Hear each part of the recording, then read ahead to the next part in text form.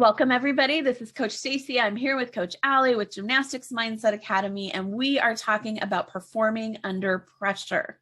So this week, we're talking about turning nervous to excited. So one of the things that we do a lot with the girls that we coach is help them understand how a feeling feels in their body. So we'll take them through the process. We call it the now process, in which you first notice the emotion that you're feeling, and then you turn inward and you observe how that feeling feels physically in your body. Because all a feeling is a chemical, hormonal concoction that goes down into your body based on a thought that your brain is signaling to it so that your body is prepared to act on that thought. So any feeling that you have is just based on that. And so when you turn it inward and you focus in on how you're feeling, it helps your body actually process that feeling and then let it leave your body. So you're going to focus in, you're going to observe how it feels, and then you're going to watch what it does. We have them do things like, what shape is it? What size is it? Is it moving fast or slow? What color is it? We use the color a lot, and that'll come in. So we have them do that with nervous. But one of the things that's really interesting is the feeling of excited feels almost the exact same way in our body. It's a little bit different in the head. It's a lot different in the head, but the actual physical experience of nervous and excited are almost the exact same. If you think about like right before you're going to go on a roller coaster, right? It's kind of a bridge where you're both nervous and excited at the same time. And so we'll do the same thing with excited. We'll have the girls figure out how they feel with excited. What color is it is an important part. And one of the things that I just help them notice is that the feeling of nervous and the feeling of excited feel almost the same way. Yet they think that they can't tolerate the feeling of nervous. Like there's so many times when it's just like, I just have to get it over with because I can't stand the feeling of being nervous. It's like, but you can totally stand the feeling of being excited, and they feel the same way in your body. So that's the first thing that I help them understand is like, they feel the same way. You can totally tolerate one if you can tolerate the other. But the other thing is there was a study that was done where a group of participants had to take a test. One of the groups had to tell themselves that they felt nervous. The other group was told nothing, and then the other group had to tell themselves that they felt excited. And the group that told themselves they felt nervous performed the worst. The control group performed the middle, and the group that told themselves they felt excited performed the best. And I think one of the things that happens is that when you tell your brain you're nervous, it goes, oh, there must be a danger I need to be on the lookout for. And so then it's like, I'm nervous, I'm feeling nervous, and then it just goes to work. Let me find all the things that I should be afraid of.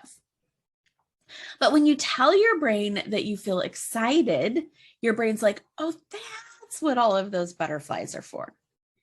And then it's just like, okay, now I'm totally fine.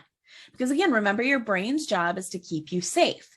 And so when you're telling yourself you're in a situation that's dangerous, your brain is then looking for the danger. But when you tell yourself you're in a situation that's fun, your brain's like, oh, that's what all those butterflies and jiggly feelings in my stomach are about. I'm totally good. And most of the time, your gymnasts are both. They're nervous and they're excited. And so we've done all of the things over the past number of months to like allow your feelings and not push things away and all of that. But this one's a little bit of a hack where you're just going to try to help the gymnast think about switching their feeling of nervous to excited. And so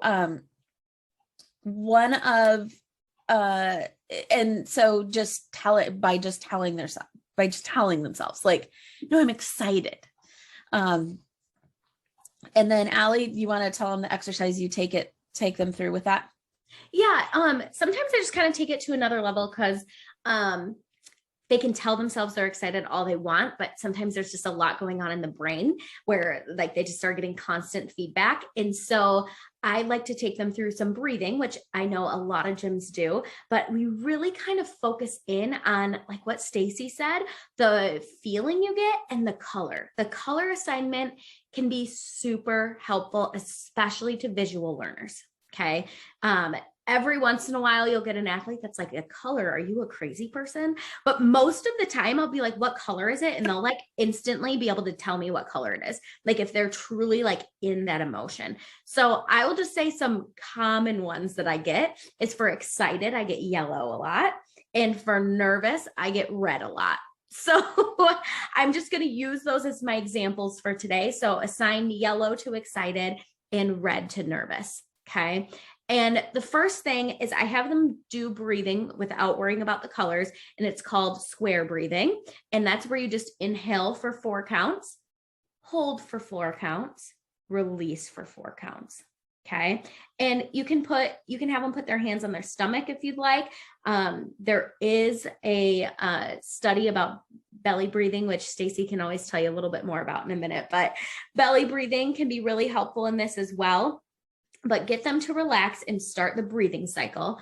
And once they have kind of like started the breathing cycle, there's a few things that happen, but one is that like it's occupying their brain. I like the 4 counts because they're focusing on 4 counts rather than, oh my gosh, I'm going to die in this routine. Okay. So once you've gotten them to get to that breathing cycle, I have them add the colors. And so when they inhale and hold, they're inhaling and holding the color of excited. So I actually have them visualize yellow, like they breathe in the color of yellow and it enters their body and it stays. And then when they exhale, they breathe out nervous. They breathe out the color of red, and they actually see like when they blow, they're like blowing red like a dragon out of their body. And like I say things like that, and they're kind of like, okay. And then I make them do it with me, and they can feel the shift. Like nervous and excited, like Stacy said, feel like similar, but they can feel it calm in their brain. Or if it is a different feeling, sometimes like they feel something in their chest versus their stomach, they can like actually feel it shift. And once they feel that shift, that's when I say you're ready. And so usually it takes a few turns, but that is actually one of the main things that has helped a lot of gymnasts that I've worked with that like struggle with like some before me anxiety. They'll come back and I'll be like, I always say like, what was most helpful and where do we still need to work? And they'll be like, the color breathing. And I'm like, all right, that sounds great. So that's a tool then. I always remind them, I bring them back to that. That's a tool that you can use for any emotion. It doesn't have to just be nervous or whatever it is. You could try and go to calm. You could try and go to anything, and to practice assigning colors and breathing the colors. And just that allows them to, one, calm their mind and just be with themselves rather than outside of themselves. And 2, actually see a physical thing happening. And that's why the visual part comes in, because they can breathe all they want sometimes, but like they like are still in this intense, but when they see the physical part of that, it feels more real to them. So Stacy, do you want to add on quick about the belly breathing? I know that you. Oh, so it's just when you're in fight or flight, you breathe from your chest. That's what your body needs to be able to get those quick breaths to be able to run or fight. When you're in like a parasympathetic, your nervous system is calm, you breathe from your stomach. And so just by making yourself switching from breathing from your chest to breathing from your stomach will automatically calm your nervous system, no matter what your brain is thinking. Mm-hmm. And so when you've seen, Lori Hernandez or Allie like put their hand on their stomach, the thing is that when it's a signal to the body to shift the breathing from the chest to the stomach, and when you shift the breathing from the chest to the stomach, your body automatically calms down. And so putting this whole exercise together, you're hitting on visual learners who are going to be able to learn more by color. You're hitting on experiential learners. You're hitting on all the different learning styles. And then you're also helping them learn to regulate their nervous system and to use their brain and to do those together. And that's one of the things that we love about the cognitive behavioral tools that we learned and that we're bringing into sports psych. Because when you combine the cognitive behavioral, what you're thinking about, and how that affects what you feel and what you do, with the sports psych tools that are much more about how to regulate your body, and you put them all together. The mix together is just like TNT. It's so powerful. So try square breathing. It helps the most if with the colors, it helps the most if they're the ones that decide what color their emotion is. So take them through that and then help them just go tell their brain again and again, like, no, I'm excited. No, I'm excited. No, I'm excited. When they're nervous at the meet. So, all right. We'll see you guys next week. Bye. Bye.